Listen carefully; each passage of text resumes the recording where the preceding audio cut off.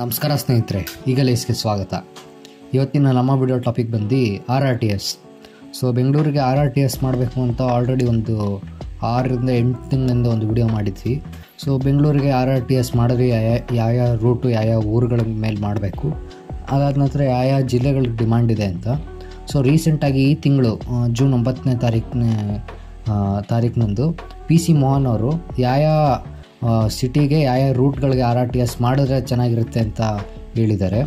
So ಅದನ್ನು ತಿಳ್ಕೊಳ್ಳೋಣ. ಅದಕ್ಕಿಂತ ಮುಂಚೆ ಈ RRTS ಏನು, ಇದನ್ನು ಮುಂಚೆ ಎಲ್ಲಿ ಮಾಡಿದ್ರು, ಅದ್ರ ಬಗ್ಗೆ ಎಲ್ಲ ಕಂಪ್ಲೀಟಾಗಿ ತಿಳ್ಕೊಂಡು ಈ ವಿಡಿಯೋನ ಶುರು ಮಾಡೋಣ.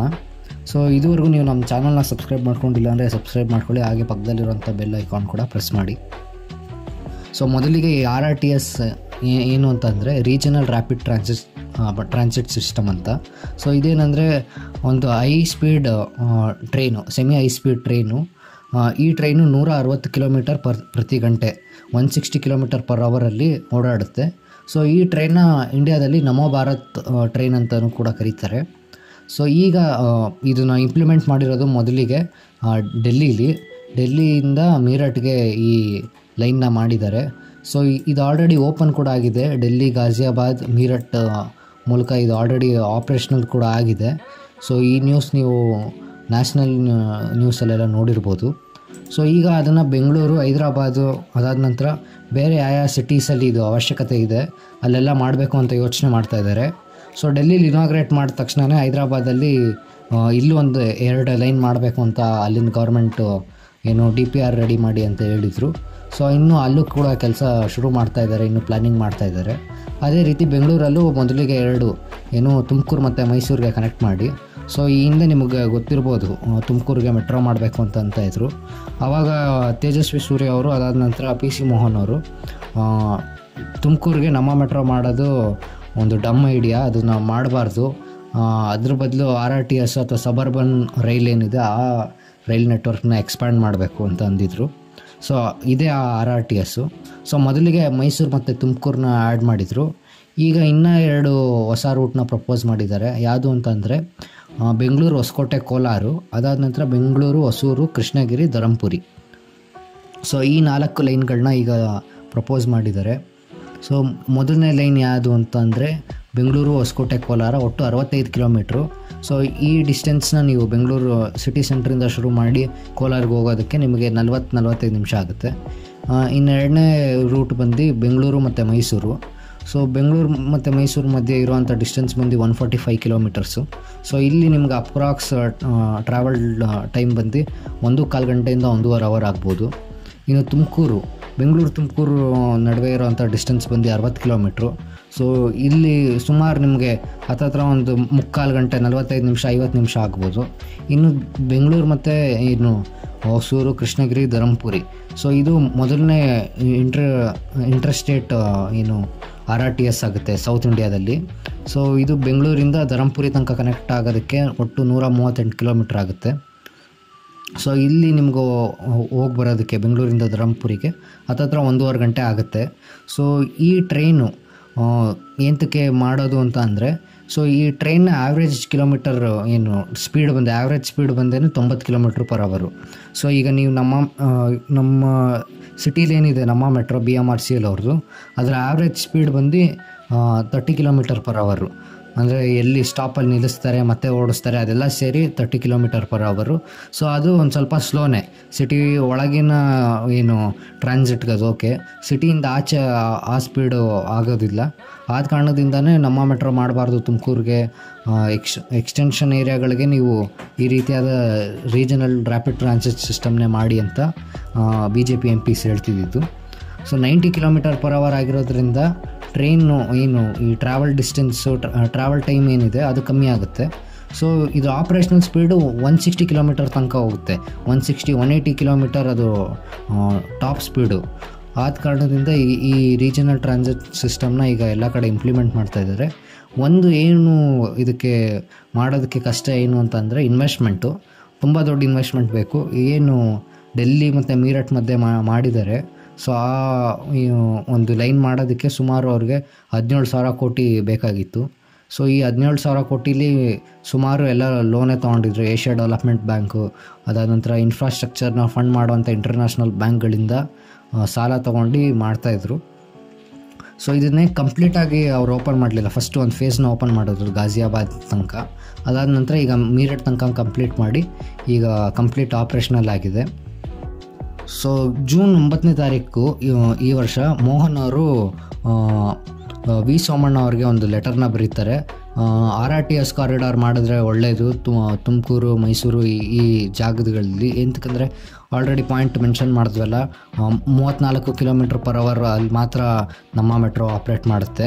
ಸೊ ಈ ಸ್ಪೀಡು ಎಲ್ಲ ಒಂದು ಕಡೆ ಕಮ್ಮಿ ಆಗುತ್ತೆ. ಸೊ ಈ ಸ್ಪೀಡನ್ನ ನೀವು ಹೆಚ್ಚಿಸ್ಬೇಕು ಅಂತ ಅಂದರೆ ಹೊಸ ರೈಲ್ ಸೆಟ್ನ ತರಿಸ್ಬೇಕು. ಆ ಹೊಸ ರೈಲ್ ಸೆಟ್ನ ನೀವು ಬರೀ ಏನು ನಾಗಸಂದ್ರದಿಂದ ತುಮಕೂರು ತನಕ ಓಡ್ಸೋಕ್ಕಾಗಲ್ಲ. ಎಂತಕ್ಕಂದರೆ ಅದೆಲ್ಲ ಪಾರ್ಟ್ ಆಫ್ ಗ್ರೀನ್ ಲೈನು. ಕೆಲವು green line train set city ಒಳಗೂ ಓಡಾಡುತ್ತೆ. ಸೊ ಡಿಫ್ರೆಂಟ್ ಆದ ಟ್ರೈನ್ ಸೆಟ್ ಅಂತೂ ತರಿಸಲ್ಲ. ಆ ಟ್ರೈನ್ ಸೆಟ್ಟಲ್ಲಿ ನೀವು ತುಂಬ ಜಾಸ್ತಿ ಸ್ಪೀಡಲ್ಲೂ ಆಪ್ರೇಟ್ ಮಾಡೋದಕ್ಕಾಗೋದಿಲ್ಲ. ಆದ ಕಾರಣದಿಂದ ನಮ್ಮ ಮೆಟ್ರೋ ಬದಲು ಇದನ್ನೇ ಮಾಡಿ ಅಂತ ಸೆಂಟ್ರಲ್ ಮಿನಿಸ್ಟರ್ ಆಗಿರುವಂಥ ವಿ ಸೋಮಣ್ಣ ಅವ್ರಿಗೆ ಪತ್ರ ಬರ್ತಿದ್ದಾರೆ. ಜೊತೆಗೆ ಇನ್ನೊಂದೇನು ಮೆನ್ಷನ್ ಮಾಡೋಕ್ಕೆ ಇಷ್ಟಪಡ್ತೀವಿ ಅಂದರೆ, ಈಗ ಎಕ್ಸಿಸ್ಟಿಂಗ್ ಇಂಡಿಯನ್ ರೈಲ್ವೇಸ್ ಏನಿದೆ ಬೆಂಗಳೂರು ಮತ್ತು ತುಮಕೂರು ಮಧ್ಯೆ, ಅಲ್ಲೂ ಏನಾಗಿದೆ, ಮುಂಚೆ 2 ಲೈನ್ ಇತ್ತು, 2 ರೈಲ್ವೆ ಲೈನ್ ಇತ್ತು. ಈಗ ಅದು 4 ರೈಲ್ವೆ ಲೈನ್ ಆಗಿದೆ. ಅದಾದ ನಂತರ ಏನು K-ರೈಡು ಅಂದರೆ ಬೆಂಗಳೂರು ಸಬರ್ಬನ್ ರೈಲ್ವೆ ಪ್ರಾಜೆಕ್ಟು, ಅದು ಆಲ್ರೆಡಿ ಶುರು ಮಾಡಿದ್ದಾರೆ. ಬಟ್ ಒಂದಷ್ಟು ಕಡೆ ಏನಾಗಿದೆ, ಅದು ಕೆಲಸ ಸ್ಟಾಪ್ ಆಗಿದೆ. ಒಂದಷ್ಟು ಕಡೆ ಲ್ಯಾಂಡ್ ಅಕ್ವಿಸಿಷನ್ ಆಗಿಲ್ಲ, ಇನ್ನೊಂದಷ್ಟು ಕಡೆ ಕನ್ಸ್ಟ್ರಕ್ಷನ್ ನಡೀತಾ ಇಲ್ಲ. ಆದ ಕಾರಣದಿಂದ RRTS ಏನು ಇವಾಗ ಮಾಡಿದ್ರೆ, ಹೌದು ಇನ್ವೆಸ್ಟ್ಮೆಂಟ್ ದೊಡ್ಡದು, ಆದರೆ ಇದರಿಂದ ಎಷ್ಟೊಂದು ಬೆನಿಫಿಟ್ಸ್ ಕೂಡ ಇದೆ. ಸೊ RRTS ಒಂದು ಒಳ್ಳೆ ಆಪ್ಷನ್ನೇ ಬೆಂಗಳೂರು ಮತ್ತು ತುಮಕೂರು, ಅದಾದ ನಂತರ ಕೋಲಾರಕ್ಕೆ. ಅದಾದ ನಂತರ ನಾವೇನಂದ್ವಲ್ಲ 4 ಲೈನ್ ಹೊಸದಾಗಿ ಪ್ರಪೋಸ್ ಮಾಡಿದ್ದಾರೆ ಅಂತ. ಸೊ ಈ 4 ಲೈನ್ನ ಪ್ರಪೋಸ್ ಮಾಡಿರೋಂಥ ಸಂಸ್ಥೆ ಬಂದು national capital region transport corporation. So ಇದೇ ಕಂಪ್ನಿ ಅಲ್ಲಿ ಏನು ನಾವೊಂದು ಡೆಲ್ಲಿ ಮೀರಟ್ ನಡುವೆ RRTS ಮಾಡಿದೆ. ಸೊ ಇದೇ ಕಂಪ್ನಿ ಅಲ್ಲಿ ಮಾಡಿರೋದು. ಆ ಕಂಪ್ನಿಯವರೇ ಬೆಂಗಳೂರಿಗೂ ಅವಶ್ಯಕತೆ ಇದೆ ಅಂತ ಈ 4 ಲೈನ್ನ ಪ್ರಪೋಸ್ ಮಾಡಿರೋದು. ಇಲ್ಲಿ ಎಲ್ಲೋ ಒಂದು ಕಡೆ ಇನ್ನೊಂದು ಲೈನ್ ಅವಶ್ಯಕತೆ ಇದೆ, ಅದು ಇಲ್ಲಿ ನ್ಯಾಷನಲ್ ಕ್ಯಾಪಿಟಲ್ ರೀಜನ್ ಕಾರ್ಪೊರೇಷನ್ ಅವರು ಗಮನಿಸಿಲ್ಲ. ಅದನ್ನು ಆ್ಯಡ್ ಮಾಡಿದ್ರೆ ತುಂಬ ಚೆನ್ನಾಗಿರುತ್ತೆ. ಅದು ಯಾವುದು ಅಂತಂದರೆ ಬೆಂಗಳೂರು ಸಿಟಿ ಸೆಂಟ್ರಿಂದ ಏರ್ಪೋರ್ಟಿಂದ ದೇವನಹಳ್ಳಿ ತನಕ. ಎಂತಕ್ಕಂದರೆ ಏರ್ಪೋರ್ಟ್ ಈಗ ಬೆಳೀತಾನೆ ಇದೆ. ಬೆಂಗಳೂರು ಏರ್ಪೋರ್ಟಿಗೆ ಟರ್ಮಿನಲ್ 2 ಕೂಡ ಆಗಿದೆ, 2 ರನ್ವೇ ಆಗಿದೆ. ಸೊ ಈ ಎಲ್ಲ ಕಾರಣದಿಂದ ಏರ್ಪೋರ್ಟಲ್ಲಿ ಇನ್ನೂ ಜಾಸ್ತಿ ಜನ ಬರ್ತಾನೆ ಇರ್ತಾರೆ. ಸೊ ಅಲ್ಲಿ ನೀವು ಇನ್ನೊಂದು ಏನು ಟ್ರಾನ್ಸ್ಪೋರ್ಟ್ ಸಿಸ್ಟಮ್ ಮಾಡಿದ್ರೂ ಅಲ್ಲಿ ಜನ ಬಳಸ್ತಾನೆ ಇರ್ತಾರೆ. ಹೌದು ಒಂದು ಮೆಟ್ರೋ ಲೈನ್ ಇದೆ, ಹೌದು ಇಂಡಿಯನ್ ರೈಲ್ವೇಸ್ದು ಒಂದು ರೈಲ್ವೆ ಸ್ಟೇಷನ್ನು ರೈಲ್ವೆ ಲೈನ್ ಇದೆ. ಇಂಡಿಯನ್ ರೈಲ್ವೆ ಸ್ಟೇಷನ್ನು ಅಥವಾ ರೈಲ್ವೆ ಏನು ಸರ್ವಿಸು ಅದು ಯಾರೂ ಬಳಸ್ತಾ ಇಲ್ಲ. ಇನ್ನು ನಮ್ಮ ಮೆಟ್ರೋ ಏನಿದೆ ಅದು ಈಗ ಆಲ್ರೆಡಿ ಅಂದ್ವಿ 30 km/h ಆ್ಯಾವ್ರೇಜ್ ಸ್ಪೀಡು. ಸೊ ಅಲ್ಲಿಂದ ನೀವು ಯಾರೇ ಬೆಂಗಳೂರು ಸಿಟಿ ಸೆಂಟ್ರು ಒಳಗೆ ಬರಬೇಕು ಅಂತಂದರೆ ಅಲ್ಲೂ ನಿಮಗೆ 1.25 ಗಂಟೆ ಆಗುತ್ತೆ. ಸೊ ಅದೇ ಈ RRTS ಯಾರು ಸೀದಾ ಸಿಟಿ ಒಳಗೆ ಬರಬೇಕು ಅಂತ ಅಂದ್ಕೊಂಡಿರ್ತಾರೆ, ಸಿಟಿ ಒಳಗಿಂದ ಅವರು ಬೇರೆ ಕೆಲಸ ಮಾಡಬೇಕು ಅಂದ್ಕೊಂಡಿರೋರು ಬರೀ 3/4 ಗಂಟೆಯಲ್ಲಿ ಏರ್ಪೋರ್ಟಿಂದ ಸಿಟಿ ಸೆಂಟ್ರಿಗೆ ಕನೆಕ್ಟ್ ಮಾಡ್ಬೋದು ಅಂತಂದರೆ, ಸೊ ಇದನ್ನು ಅಲ್ಲಿ ಇಂಪ್ಲಿಮೆಂಟ್ ಮಾಡಬೇಕು ಈ RRTSನ. ಸೊ ಈ ಹಿಂದೆ ಇದ್ರ ಬಗ್ಗೆನೇ ವಿಡಿಯೋ ಮಾಡಿದ್ವಿ. ಸೊ ಇನ್ನೊಂದು ಸಲ ಅದ್ರ ಬಗ್ಗೆ ಹೇಳೋದು ಅಂತಂದರೆ, ಇದು ಸ್ಟ್ಯಾಂಡರ್ಡ್ ಗೇಜ್ ಮೇಲೆ ರನ್ ಆಗುತ್ತೆ. ಅದಾದ ನಂತರ 25 kW AC ಕರೆಂಟ್ ಮೇಲೆ ರನ್ ಆಗುತ್ತೆ. ಸೊ ಇದು ಓವರ್ ಹೆಡ್ ಎಲೆಕ್ಟ್ರಿಕಲ್ ಎಕ್ವಿಪ್ಮೆಂಟ್ನ ಬಳಸುತ್ತೆ.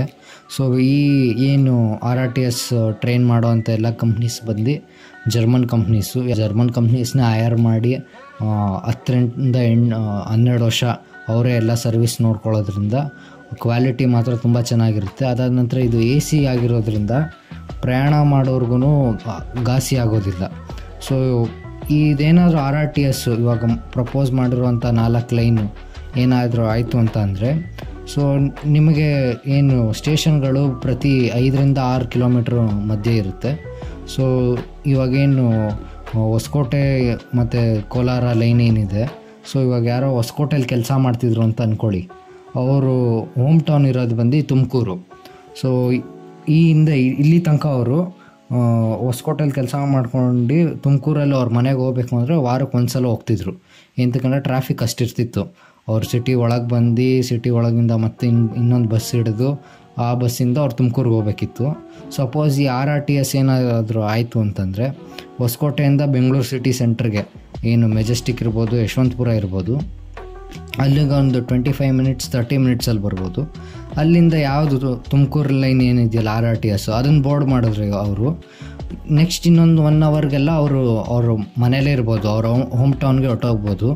ಸೊ ಇದರಿಂದ ಏನಾಗುತ್ತೆ ಅಂತಂದರೆ ಜನ ಅಪ್ ಆ್ಯಂಡ್ ಡೌನ್ ಮಾಡ್ಬೋದು ಅವರು ಹೋಮ್ ಟೌನ್ಸ್ಗೆ. ಅದಾದ ನಂತರ ಜನ ಎಲ್ಲಿ ಲೋ ಕಾಸ್ಟ್ ಲಿವಿಂಗ್ ಇರುತ್ತೆ ಅಲ್ಲಿ ಔಟ್ಸ್ಕರ್ಟ್ಸಿಗೆ ಇನ್ನೂ ಮೂವ್ ಆಗ್ತಾರೆ, ಇನ್ನೂ ಎಕ್ಸ್ಟೆನ್ಷನ್ನು, ಇನ್ನೂ ಸಬರ್ಬ್ಸಿಗೆ ಮೂವ್ ಆಗೋದ್ರಿಂದ ಸಿಟಿಯಲ್ಲಿ ಇರೋವಂಥ ಕಂಜೆಷನ್ನು, ಸಿಟಿಯಲ್ಲಿರೋವಂಥ ಏನು ಪ್ರೆಷರ್ ಏನಿದೆ, ಈ ಟ್ರಾಫಿಕ್ ಇರ್ಬೋದು, ಸಿಟಿಲಿರೋವಂಥ ಈ ಹೌಸಿಂಗ್ ರೇಟ್ಸ್ ಇರ್ಬೋದು, ಇದೆಲ್ಲ ಕಮ್ಮಿ ಆಗುತ್ತೆ.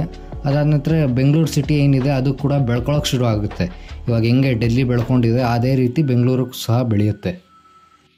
ಜೊತೆಗೆ ನಾವು ಮೆನ್ಷನ್ ಮಾಡಿದ್ವಲ್ಲ 5-6 ಕಿಲೋಮೀಟ್ರಿಗೆ ಒಂದೊಂದು ಸ್ಟೇಷನ್ ಆಗೋದ್ರಿಂದ, ಸಪೋಸ್ ಈ ಕಡೆ ಮೈಸೂರು ಲೈನ್ದು ಒಂದು ಎಕ್ಸಾಂಪಲ್ ತೊಗೊಳ್ಳೋಣ. ಮೈಸೂರು ಲೈನಲ್ಲಿ ಇವಾಗ ಯಾರ್ದೋ ಹೋಮ್ ಟೌನ್ ಮದ್ದೂರು ಅಂತಂದರೆ ಅವ್ರು ಕೆಲಸ ಮಾಡೋದಕ್ಕೆ ಬೆಂಗಳೂರು ವೈಟ್ಫೀಲ್ಡ್ ಕಡೆನೋ ಅಥವಾ ಏನು ಹೊಸಕೋಟೆ ಸೈಡಲ್ಲಿ ಅವ್ರ ಕೆಲಸ ಇತ್ತು, ಯಾವುದೋ IT ಟೆಕ್ ಪಾರ್ಕಲ್ಲಿ ಕೆಲಸ ಮಾಡ್ತಿದ್ರು ಅಂದರೆ ಅವರು ಪ್ರತಿದಿನ ಅಪ್ ಆ್ಯಂಡ್ ಡೌನ್ ಮಾಡೋಕ್ಕಂತೂ ಚಾನ್ಸೇ ಇಲ್ಲ ಬೆಂಗಳೂರಲ್ಲಿರುವಂಥ ಟ್ರಾಫಿಕ್ಗೆ. ಅದಾದ ನಂತರ KSRTC ಬಳಸ್ಕೊಂಡು BMTC ಬಳಸ್ಕೊಂಡು ಅವ್ರ ಸಿಟಿಯಿಂದ ಆಚೆ ಬರೋದಕ್ಕೆ 4-5 ಅವರ್ ಆಗುತ್ತೆ. ಅದೇ ಈ RRTS ಸಿಸ್ಟಮ್ ಬಂತು ಅಂತಂದರೆ ಏನಿಲ್ಲ, ಅವ್ರಿಗೆ 1.5 ಅವರ್ 2 ಅವರು. ಸೊ ಪ್ರತಿದಿನ ಅವರು ಅಪ್ ಆ್ಯಂಡ್ ಡೌನ್ ಮಾಡಿದ್ರೆ ಅವ್ರಿಗೆ ಘಾಸಿ ಆಗೋದಿಲ್ಲ. ಎಂತಕ್ಕಂದರೆ ಇಲ್ಲಿ ಎಲ್ಲ ಫೆಸಿಲಿಟಿ ಇರುತ್ತೆ, AC ಟ್ರೈನ್ ಇರುತ್ತೆ. ಅದಾದ ನಂತರ 2:2 ಕಂಫರ್ಟೇಬಲ್ ಆಗಿ ಕುತ್ಕೊಂಡು ಹೋಗುವಂಥ ಸಿಸ್ಟಮ್ ಇದು. ಅದಾದ ನಂತರ ಈ ಟ್ರೈನ್ಗಳಿಗೆ ನೀವು 1 ವಾರದ ಮುಂಚೆನೇ IRCTC ಪೋರ್ಟಲ್ಗೆ ಹೋಗಿ ಟಿಕೆಟ್ ಬುಕ್ ಮಾಡಬೇಕು. ಆ ಎಲ್ಲ ಸಿಸ್ಟಮ್ ಏನೂ ಇರೋದಿಲ್ಲ. ಇವಾಗ ಹೆಂಗೆ ಮೆಟ್ರೋಗೆ ಹೋಗಿ ನಾವು ಟೋಕನ್ ತೊಗೊಂಡು ಒಳಗೆ ಎಂಟ್ರಿ ಆಗ್ತೀವಿ ಅದೇ ರೀತಿ. ಸೊ ಇಲ್ಲಿ ಏನಂದರೆ ಫ್ರೀಕ್ವೆನ್ಸಿ ನಿಮ್ಗೆ 15ರಿಂದ 20 ನಿಮಿಷ, ಕೆಲವು ಕಡೆ ನಾನ್ ಪೀಕ್ ಅವರ್ಸಲ್ಲಿ 30 ನಿಮಿಷ 40 ನಿಮಿಷ ಆ ರೀತಿ ಎಕ್ಸ್ಟೆಂಡ್ ಆಗುತ್ತೆ. ಸೊ ನಿಮಗೆ ಟೈಮಿಂಗ್ಸ್ ನೋಡ್ಕೊಂಡು ಸ್ಕೆಡ್ಯೂಲ್ ನೋಡ್ಕೊಂಡೇ ಹೋಗಬೇಕು ಅಂತ ಇಲ್ಲ. ಸೊ ಈ ರೀತಿ ಸಿಸ್ಟಮ್ ಬರೋದ್ರಿಂದ ಸಿಟಿ ಬೆಳೆಯುತ್ತೆ. ಅದಾದ ನಂತರ ಸಿಟಿ ಒಳಗಿರೋಂಥ ಏನು ಜನರು ಅವರು ಸಿಟಿ ಆಚೆ ಬರೋಕ್ಕೆ ಶುರು ಮಾಡ್ತಾರೆ. ಸಿಟಿ ಆಚೆ ಬರೋದ್ರಿಂದ ಅವರು ಈ ರೀತಿ ಸಿಸ್ಟಮ್ ಇರೋದ್ರಿಂದ ಎಲ್ಲಿಂದ ಎಲ್ಲಿ ಬೇಕಾದರೂ ಹೋಗ್ಬೋದು. ಸಿಟಿ ಆಚೆಯಿಂದ ಸಿಟಿ ಒಳಗೆ, ಸಿಟಿ ಒಳಗಿಂದ ಸಿಟಿ ಆಚೆ ಈಸಿಯಾಗಿ ಕಮ್ಯೂಟ್ ಮಾಡ್ಬೋದು. ಆಗೇನಾಗುತ್ತೆ, ಆಟೋಮೆಟಿಕ್ಕಾಗಿ ಬೆಂಗಳೂರಲ್ಲಿ ಇರುವಂಥ ಹೌಸಿಂಗ್ ಕಾಸ್ಟು, ರೆಂಟು ಎಲ್ಲ ಕಮ್ಮಿ ಆಗ್ತಾ ಹೋಗುತ್ತೆ. ಈ ರೀತಿಯಾದ ಪಬ್ಲಿಕ್ ಟ್ರಾನ್ಸ್ಪೋರ್ಟ್ ಇನ್ನೂ ಜಾಸ್ತಿ ಆಗಬೇಕು. ಈಗ ಬೆಂಗಳೂರಲ್ಲಿರೋದು 2 ಪ್ರಾಪರ್ ಪಬ್ಲಿಕ್ ಟ್ರಾನ್ಸ್ಪೋರ್ಟು, ಒಂದು BMTC, ಇನ್ನೊಂದು BMRCL. ಇನ್ನು K-ರೈಡ್ ಮಾಡ್ತಾ ಇದ್ದಾರೆ, ಸಬರ್ಬನ್ ರೈಲು ಇನ್ನೂ ಅದು ಮಾಡೋ ಪ್ರೋಸೆಸ್ಸಲ್ಲೇ ಇದೆ. ಕೆಲವು ಕಡೆ ಸ್ಟಾಪು ಆಗೋಗಿದೆ ಆ ಸಬರ್ಬನ್ ರೈಲ್ ಪ್ರಾಜೆಕ್ಟು. ಸೊ ಅದ್ರ ಬಗ್ಗೆ ಇನ್ ಡೀಟೇಲ್ ಆಗಿ ಇನ್ನೊಂದು ವಿಡಿಯೋ ಮಾಡ್ತೀವಿ. ಸೊ ಇದು ಇವತ್ತಿನ ವಿಡಿಯೋ RRTS ಬಗ್ಗೆ. ಮುಂದಿನ ವಿಡಿಯೋದಲ್ಲಿ ಸಿಗೋಣ. ಈ ವಿಡಿಯೋ ನಿಮ್ಗೆ ಇಷ್ಟ ಆಗಿದ್ದರೆ ಲೈಕ್ ಮಾಡಿ, ಹೆಚ್ಚು ಜನರಿಗೆ ಶೇರ್ ಮಾಡಿ, ನಿಮ್ಮ ಅನಿಸಿಕೆ ನಿಮ್ಮ ಅಭಿಪ್ರಾಯನ ಕಮೆಂಟ್ ಸೆಕ್ಷನಲ್ಲಿ ತಿಳಿಸಿ. ಅದಾದ ನಂತರ 4ನೇ ಲೈನು ಏನು national capital region transport corporation ಅವರು ಪ್ರಪೋಸ್ ಮಾಡಿದ್ದಾರೆ ಬೆಂಗಳೂರಿಂದ ಧರಂಪುರಿಗೆ, ಅದ್ರ ಬಗ್ಗೆ ನಿಮ್ಮ ಅನಿಸಿಕೆ ಏನು? ತಮಿಳ್ನಾಡು ಕನೆಕ್ಟ್ ಮಾಡಬೇಕಾ ಬೆಂಗಳೂರಿಂದ ಅಥವಾ ಮಾಡಬಾರ್ದಾ? ಅದನ್ನು ಕಮೆಂಟ್ ಸೆಕ್ಷನಲ್ಲಿ ತಿಳಿಸಿ. ಮುಂದಿನ ವಿಡಿಯೋದಲ್ಲಿ ಸಿಗೋಣ. ಧನ್ಯವಾದ.